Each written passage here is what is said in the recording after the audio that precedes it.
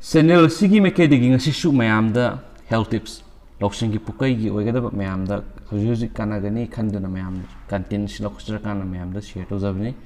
mayam taminasi adugo mayam si channel sigi makedigi mayamda share tawjagadori pa content sigi maming si mayam nungthil ngehak tumbana pukning wokhalgi mathau hapkatpa ngami karigino haibisigi matangda akhang haising ibirakpa Lakuchara kanu mayam do mainu share tawjabni aina pathosa ki bisa suki belan ki yars mayam ngapigini haina channel ski makediki request tawjari monsum mayam da share tawjarge mayam refuta minarsi nungthil ngehak tummana pukning wokhal gi mathau hapkat pangami karigino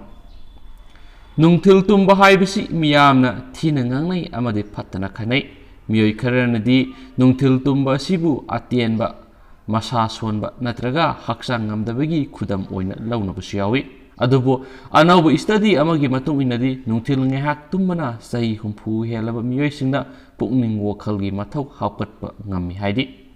researchers singi matung ina cognitive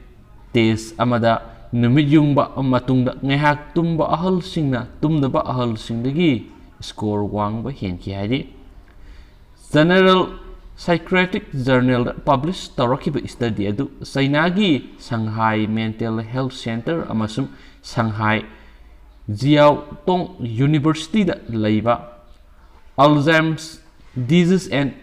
Related Disorders Center gi Dr. Lin Sunna lusinki study aduna Sainagi asoba scientist sing na laiba masagi sai humpu helaba miyoi lisingani ga saniga taraga marigi physical amadi cognitive health yengsinki hairiba miyoi singasi gi manungda miyoi lising amaga songaga humpuga marina sang naina nungthil tumba aduga miyoi satruka humpuna tumdaba miyoi singni nungthil sang naina tumba miyoi singna mini mental test exam MA is kauba standardized dementia screening test amadi score yamna wangi haba observational study aduna thenaki screening test aduda behavior special skill attention span problem solving working memory locational awareness amasum verbal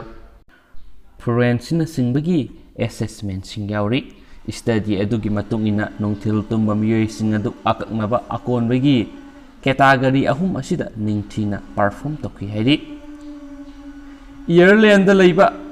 Zebo Health ki Wellbeing Director Devina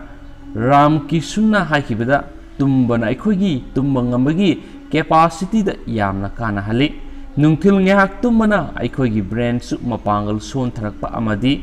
information sing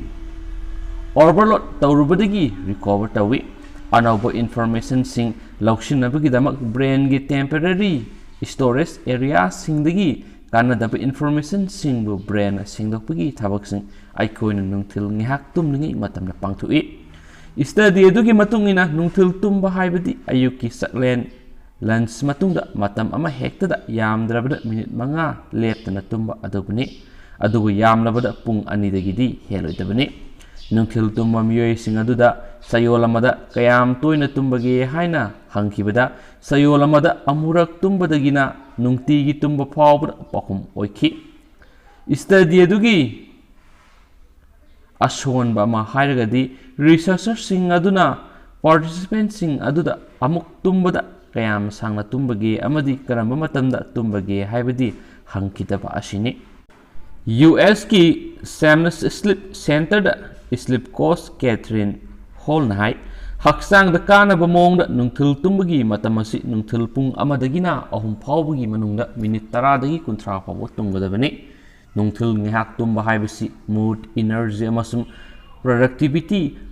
phagat hanabagi damak yamna phai amadi anxiety amadi physical amasum mental tension su hantahali haibasi evidence singa tai